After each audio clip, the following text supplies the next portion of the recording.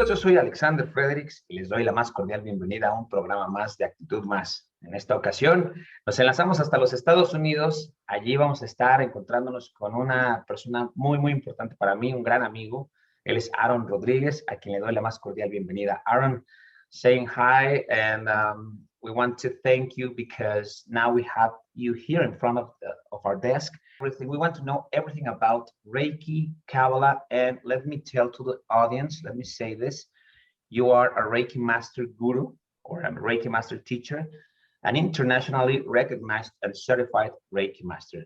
And we're going to talk about healing, we're going to talk about the body, the energy, vibrations, and Kabbalah. Gracias por estar aquí con nosotros. Thank you. Thank and you. How for are you me. today? Amazing. It's Sunday morning. It's a great day. I'm having my coffee as we speak. I mean, and I get to see you. I mean, that's a great day, right? Yeah, it's a great day for me because hace mucho tiempo yo quería hacer esta entrevista. Hace mucho tiempo hemos estado pensando en hacer un trabajo en conjunto, Aaron y yo, para toda la gente que nos está viendo.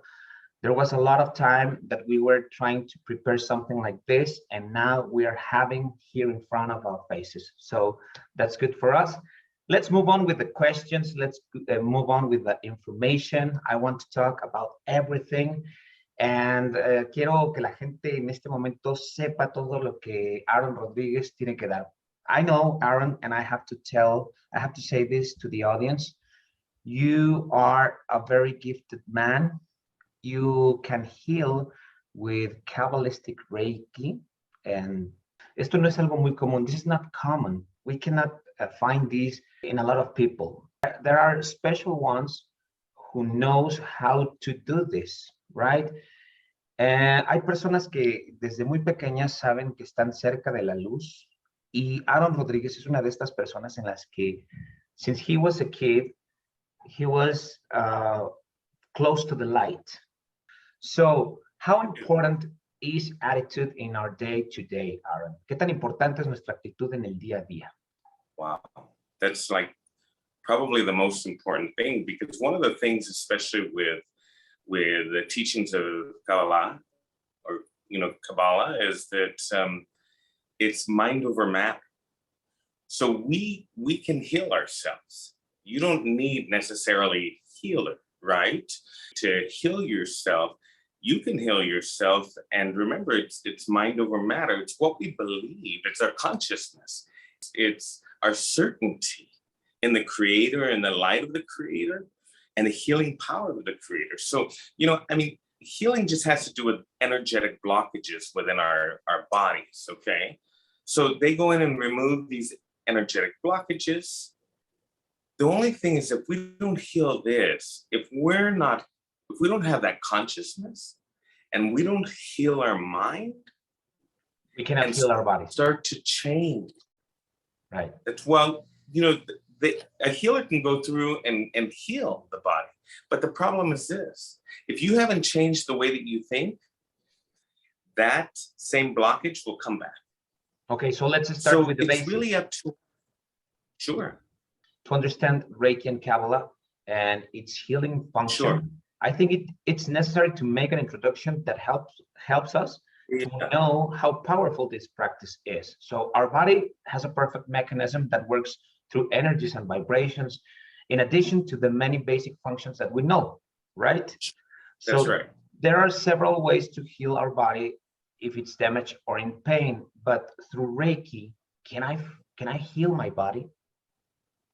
Yes. And how do I do that? Well, first of all, let's just say that, to break it down to something simple, Reiki is an energetic practice. It's a practice where basically, as a healer, a Reiki healer, I'm just a conduit between the light and the person getting the healing. And it's first of all, it's up to you to decide whether or not you want to heal. Okay? That's important, because we always have to ask permission to the person, to the spirit, for healing for the body, because some of us want to stay in that state of pain, believe it or not. Some of us want not to be healed. So it's really important that we have the permission to heal. Okay, that's first up. But let's go back to basic Reiki, if you will.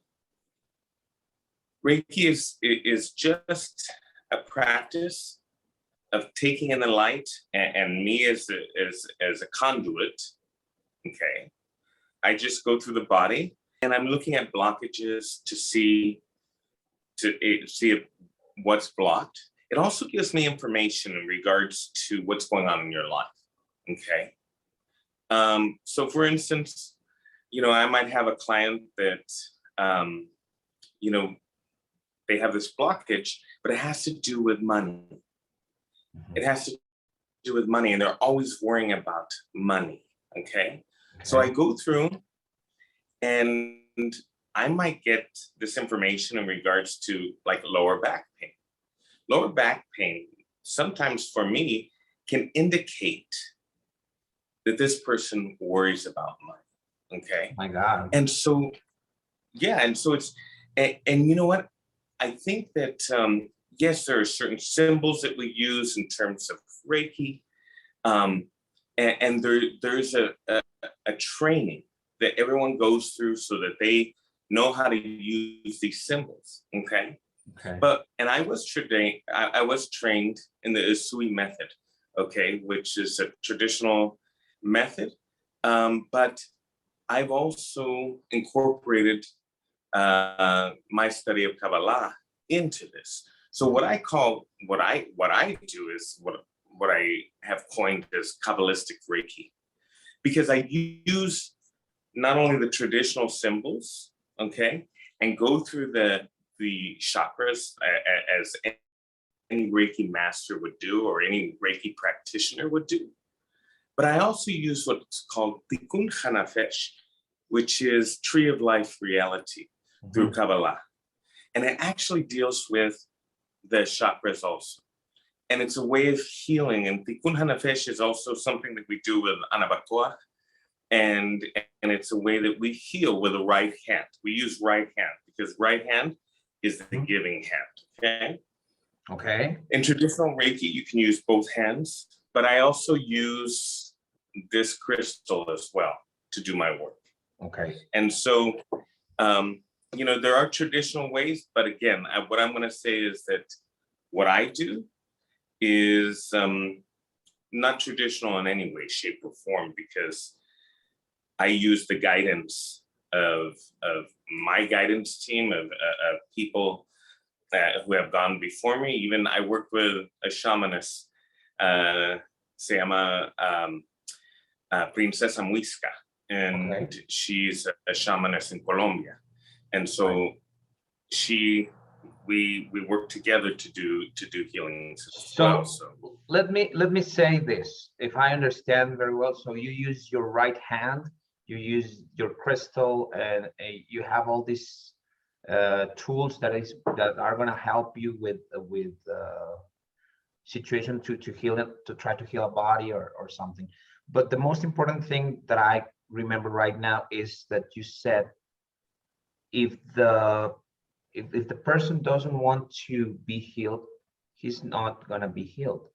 So it's a matter of it. It's something that he or she needs to decide. So that's the basic. And the thing is also is that, right here, we may not even realize that we don't want to be healed. Okay. Right. So sometimes you have to work with this person to go within to find even that's a blockage in itself. Okay. This person that for whatever reason does not want to be healed, or maybe it's, that's their way of transferring into the next life. Okay. Yeah. And that's okay too. That's okay too. It's all part of our journey. We all have what's called tikkun in Hebrew, which means your correction in this lifetime. And so, we all have different tikkun, and we have multiple ones. So, there are things that we have to work on in this lifetime. Okay. So I want to be healed, and now how do I move on, or how do I move this energy through my body to be better? Well, I mean, like, let's say you come and see me, okay? You come to my home or I come to your home and we have a session.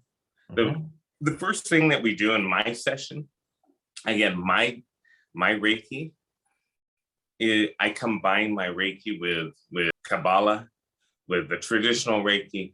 Not only that, but my great-grandfather was a shaman also. So I come from a shamanic line as well. And my grandmother was a mystic, was a spiritualist, if you will. And so, you know, I use all of this. I channel. So you channel it and it runs through your body and you help the other person. Sure. With your right hand. So the first thing's going to happen, you and I, we sit down, we start to talk. And as we start to talk, I get information. So like right here, I get videos. Sometimes I get videos of certain things. I get information. And based upon the information, because I'm acting as a conduit, or I'm allowing myself or allowing the creator to speak through me. Okay. And so any information that I get, I start to tell you, we start to work on different things. I'll take after we have this conversation, I do what's called a blueprint. Okay. A blueprint is basically, I'll take the tarot deck and I'll pull a couple cards to see what's going on in your life at this point, and whatever we need to work on, because what it's going to tell me, it's going to tell me that, you know, what we need to work on today. And it might be different if you come back next week or 2 weeks later, right? Because the day is what we're looking at, and what energy we need to move, what blockages we need to work on today so that you can move forward, okay? So from there, I take those two cards, and I think I did this the other day for you, and yes, it was interesting, yeah. It was very interesting. But for me, it's something very, very interesting, and I know that our audience, they're gonna see that in a very different way, probably. But here is why I want to ask you something that I need to ask, because a lot of people, they don't believe, right? So what should I take into account so as not to fall into skepticism, or on the contrary, into superstition? I mean, how can I believe in that, in Reiki, in this powerful healing? How can I do that? Okay, I want to be healed. You are here in front of me. We are talking about, we're having this conversation. You already did that blueprint that you are mentioning, but what can I do to believe that I'm doing the right thing? You know, there's nothing that I can do to help you believe, okay? Belief, your certainty, your belief is your process. And if you don't believe for 5 years, that's still a part of your process. You have to understand that all of this is our, the road, our path. So, you know, people always talk about mistakes in the past. There are no mistakes. Everything happens for a reason. And sometimes, you know, we always have choice. So that's one of the things is you need to understand is we always have free will. We always have choice. But at the end of the day, you're going to get to where you're supposed to be. Yes, it might be more painful, the road that you took, but it also prepares you for who you need to be.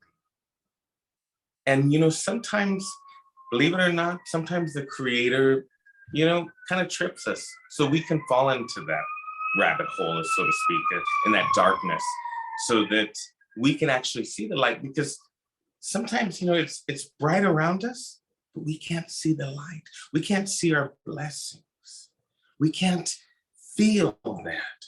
So the only way for us to get back on track is for us to be in the darkness and see that little pinhole of light and reach for that. So important, because people always think, oh, if I'm in the dark, it's because, I sinned. Okay, well, sometimes the Creator puts us there because the Creator wants us to appreciate what we have. Right. So I can't make you to believe, believe. But what I always tell my clients, my students, I was a teacher for 25 years. Mm-hmm. And I always say, sometimes you need to fake it until you make it. You just need to go through the process. You need to try. You need to keep on trying to shift that energy. And one day it will shift. So can I train to improve my energy flow and finally heal others? Because I know people around us, they all the time, they are saying, hey, I want to heal others. I want to help others. I'm good helping others. You can hear that, but can I train to improve my energy flow and do this? We can all heal. You Okay. can heal yourself, Alexander. We can all heal, but it may not be through Reiki or through Kabbalah, or, you have to really figure out how you're going to heal. And I will tell you this as well, as that, I'll never forget when I first met the shamaness, Princesa Muisca, in Colombia. Mm-hmm. She told me, the first thing she stopped me, and she says, ¿Puedo hablar contigo, señor? Y yo estaba así porque, I'm like, who is she talking to? I don't know this woman, right? Uh-huh.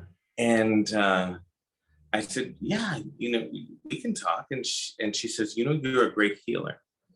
You heal with your hands, but you also heal with your voice. And, I used to teach vocal music, Mm-hmm. choral music for 25 years. And after that, I had this realization, because my students they'd come up to me and they'd say, when just by the way you speak, the way you talk, in the classroom, you made me feel better. And it wasn't necessarily what you told me, but it was the way. Yes, it was the energy behind it. And so I started to understand that healing, yes, okay, I have energy that comes out of my hands. Okay. But I also have energy that comes out of the voice. We always want to categorize everything. We always want to put labels on everything, right? Because it makes us feel safe. But the whole thing is that, and I was one of those people, because, how do I call myself a Kabbalistic Reiki master? I mean, I learned Reiki, but I also studied Kabbalah. But I also know that I'm getting this information that I'm supposed to combine this. And I get other information that I know comes from my great-grandfather or my grandmother who I channel, or past lives. And so it's really important to be able to be open to those things and not feel like you're crazy, that you're getting this information, because you know what, that information, when I allow it to flow and I actually do my work, the type of healing is incredible. And that's the thing, is you have to be open to this. You have to be open to hearing the Creator, hearing your soul speak to you, because your soul will tell you exactly where you need to go, what you need to do, where you need to be. And that's so important, because people don't get that. Back in 2014, you integrated Kabbalah into your Reiki practice. And this connection with light allows you to help others to discover how to heal the body and mind as well. And why is Kabbalah a somewhat complex discipline and not available to everyone? Why is that? Well, actually, it is available to everyone. There was a time when it wasn't. Okay. But, according to the Zohar, there was a time when it was going to be studied by the masses, but it was kept by the Jews, and you had to be a male, you had to be at least 40 years old. You know, there's all sorts of stipulations that you had to be before you could study Kabbalah, okay? But that is not the case anymore. And the Ravs and Karenberg, they made this information accessible and really took this information worldwide. So even like in Mexico City, where you live, we have, I believe, 2 centers. You know, there are 2 Centro de Kabbalah in Mexico City. And there are others in Latin America. I was in Bogota. There's a center in Bogota. There's centers in Brazil. There's centers all over the world. So it's really accessible to anyone who would like to study. So it's accessible. Okay. But do I need to be a scholar or someone very smart to study Kabbalah? If you're seeking Kabbalah, you probably are smart. Okay. But no, I mean, you know, it's open to anyone, male, female, you know, transgender. It doesn't matter. You can be gay, you can be straight, and that's the most beautiful thing, because spirituality is spirituality. You know, it's not religion, and that's so important to remember. Is that our communication with the Creator is spiritual. It's not religious. Religious is another thing, and that's okay. You know, we all have to find our path, and I'm not, you know, knocking anything. Because what Kabbalah says is there's goodness in all of these practices. Is it all good?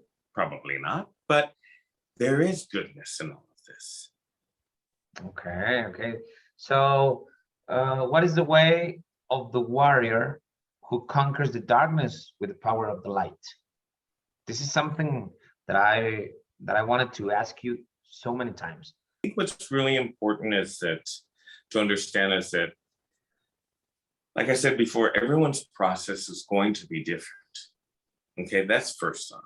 And what I encounter, what my process is, what I go through is going to be completely different than what you go through.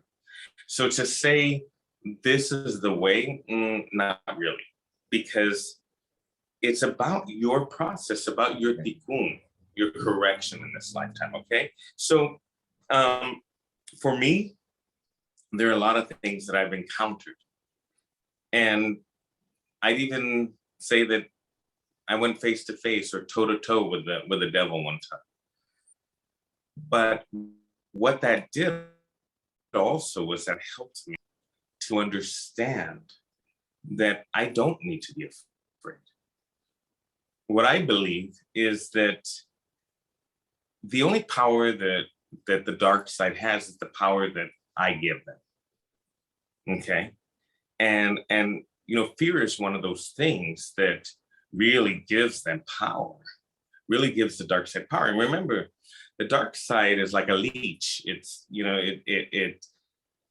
it can't produce light on its own. So it needs to get that. And every time you get scared, there goes part of your light. And they suck it up because that's what they need to do to survive. Okay. Okay. So the less we fear and the more certainty we have in the Creator, in the light, to know that, you know, people say, well, you know, what if bad things happen? Well, things are going to happen. Like I used to tell my students all the time, it's not if shit hits the fan. When shit hits the fan, what are you going to do? How are you going to react to these things? Okay. And that's really important to remember that, you know, these things, and I don't even want to call them bad things. I want to call them challenges. They're challenges, but they are also opportunities for you to reveal light. They are opportunities for you to reveal light. So when you go, okay, what am I supposed to learn from this, Creator? What is this? Why is this in my life? That's an opportunity for you to shift the way you think. You know, there's those people that always say, oh my gosh, this always happens to me. Okay. Well, yeah. It's like this. It's like you get a fork, a metal fork, and you stick it in the light socket, right? And you go, but you keep doing it, and you're going, why is this happening? Why is this because you want to still happen, right? Well, but the thing is, you're not paying attention. That shock, okay, that shock is the universe telling you, listen, you're short-circuiting yourself. The universe is trying to tell you these things, but we're so involved in, I got to do this, I got to do that, I got to take my kids here, I got to do all these things. I got to earn money, right? Yeah, and yeah, especially when, and you know, keep chasing money. You want money? Keep chasing it. You're never going to get it. Okay. But yeah, you know, we're always not listening. Right. Yeah. So yeah. that's excuse me. That's something powerful, Aaron. And is negativity an illusion then that can be dealt with basic knowledge of Kabbalah? I mean, well, all of this is an illusion, right? All of this. It's all. There are people out there who thinks why they are saying, or why I am hearing all the time that all of this is an illusion. Can you please tell us more about this? So one of the things is I always tell people, go watch The Matrix. Have you seen The Matrix? Go watch The Matrix. Because is it the blue pill or the red pill? You know, do we live in the 99% or do we live in the 1%? So the Matrix is 1%. Everything else is in the supernal world. But the Matrix is our physical world, what we call in Kabbalah, Malchut. Okay, Malchut is the only part of the Sefichot, or the tree of life, that's physical. It's the physical part. Everything else is supernal. Everything else is spirit. This is the only place where we need a body. We need physicality to operate. And that's why the spirit comes into the body. The spirit and the body fight all the time. Okay? Okay. You know, we get caught in what's going on in the physical world, but really that's the 1%. So if we tune into our soul and we start listening, we start meditating, we fake it until we make it, because some people go, I try to meditate, but I don't, you know. Let me tell you, I studied meditation when I was a lot younger with a guru from India. Okay. You know, and he would tell me how to meditate, and I would sit on the balcony on a mat and I'd meditate. I for an hour, or I try to. Let me tell you, it took me probably about, I don't know, 40 days before I kind of, oh my gosh, I'm starting to feel something. But again, I had to fake it until I made it. And you know, everything's a process. It's about shifting your energy so that you can receive the information that needs to come to you. So now we know that we need to do more for us and be open-minded, right? What message comes from the light at this moment to these next days for the people who follow us? Okay. What I would say, let's do this. Let's do a blueprint. Let's do a blueprint, but I'm going to use these angel wisdom tarot, and I'm asking, I channeling Karen Bird because she assists me in picking cards, but also Archangel Gabriel because he is the messenger. So I'm asking for a blueprint, okay? And the first card I get is the World, which is an amazing card, okay? And that's what we're asking for everybody, for the world. And it says, a brilliant success, a time of joyful accomplishment and spiritual enlightenment, freedom to do whatever you want, be proud of yourself, okay? So that's an amazing card for all of us. But we have the choice. What that card says is that you have the choice.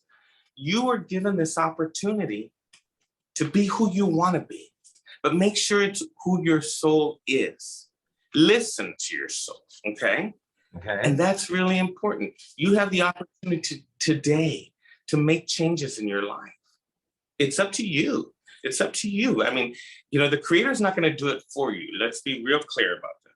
So the whole thing is this, is that, you know, this information that you're receiving today, we have programming from our parents, from society.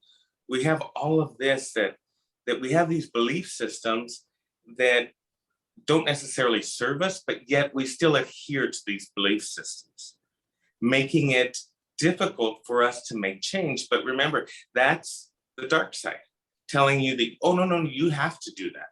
You have to do that. But because you can feel your soul telling you other things. And our souls, they're loud, they knock. But that dark side is so loud. So loud. It's got like all the radio stations, and then your soul only has one radio station, and it's AM. It's not even FM. It's not even stereo. So it's kind of difficult to hear your soul, but still you need to work a lot to look within and try to make a change, because it's the real thing, right? And so is there anything you want to add to this interview, Aaron? I mean, it's wonderful to have you here. And is there anything? Thank you for having me. I really appreciate this. This is really, truly a great opportunity. And hopefully in October, I will be in Mexico City. I may be doing a few days in Mexico City. So, but, I just want people to know that it's really your choice. You want change in your life? It's up to you. Don't wait for somebody to invite you. Don't wait for this, don't ask for the sign for you to make a change. Okay, because that sign may never come. And you might say, well, but I asked God. Well, you know what? It's up to you. You want something? Do it. Just like, you want to bake a cake? Bake the fucking cake. I mean, you need God to tell you to bake the cake? No, come on. You want change in your life? Do it. But know that the Creator, the light, is there to support you. All you need to do is ask for help. And all the archangels, the angels will come to your aid, but you need to ask for assistance. And that's really important, okay? So hopefully people will go to my website, and it's reikimasterguru.com. I also showing it here, right down here. Okay, thank you. And I also work internationally, long distance. So even if you're in Mexico City, even if you're in Chile or, in Europe, I do work with people long distance. I have clients all over the world, and I work with people obviously here in LA, but even some of my clients here in LA, sometimes they'll call me up and say, I need a long distance session. I don't have time to come to you, or, they're in Beverly Hills, whatever, they're, maybe a ways from me. But so I work with people in New York, Miami, all over the country, all over the world. So if you're interested, please look me up. Thank you, Aaron. Thank you. Muchas gracias, Aaron. Ha sido para nosotros un gustazo tenerte en nuestro programa Actitud Más. Nos hemos metido muy, muy en el fondo de todo esto que es el Reiki, que es el Kabbalah, que está en nosotros, el poder de cambiarlo todo. It's something that we need to do. We have to work a lot. Tenemos que trabajar muchísimo en nosotros, pero me siento muy contento. I feel so happy. And, gracias por haber estado con nosotros. Esto ha sido un programa más de Actitud Más. Hoy nos hemos lanzado hasta los Estados Unidos para entrevistar a una gran personalidad. Él es Aaron Rodríguez y seguramente lo seguiremos más de cerca en otra emisión de este programa. Muchísimas gracias. Thank you. Bye.